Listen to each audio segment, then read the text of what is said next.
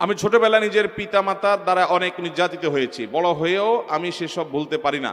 মনে মনে গালিগালাজ করি। এখনো আমার পিতা নামাজ পড়ে না, অশ্লীল কথাবার্তা বলে, যা আমার অত্যন্ত মানসিক আমার জন্য পীড়াদায়ক। আমি কি করতে পারি? এই যে প্রশ্ন, অনেক লোক আছে আমাদের সমাজে অমানুষ বাবা মার নির্যাতনের মুখোমুখি হয়েছেন।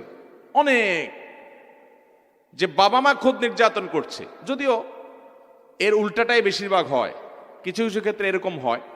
আমরা তাদেরকে বলবো, যারা বাবা মা দ্বারা নির্যাতিত হয়েছেন, প্রথম কথা হলো, আপনার বাবা মা আপনার প্রতি অবিচার করার কারণে, জুলুম করার কারণে তারা আল্লাহর কাঠগড়ার আসামি হবে। অনেক বাবা মা মনে করে কি, যে আমি তো বাবা মা হয়ে গেছি, বিধায় সন্তানদের প্রতি যা খুশি তা করতে পারবো, আমার তো বোধহয় কোনো বিচার হবে না।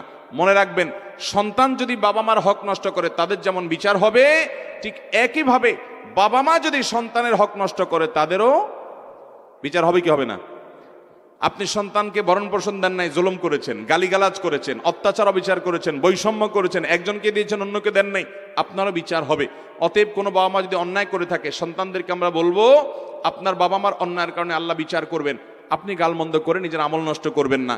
তবে বাবা মার প্রতি সদাচরণ করার আপনার পক্ষ থেকে চেষ্টা করবেন, যে আমার দায়িত্বটা আমি আদায় করব। তিনি ত্রুটি করেছেন, তিনি আল্লাহর কাছে দায়ী থাকবেন। এটা কঠিন, কিন্তু আপনাকে সেই কাজটা করার চেষ্টা করতে হবে।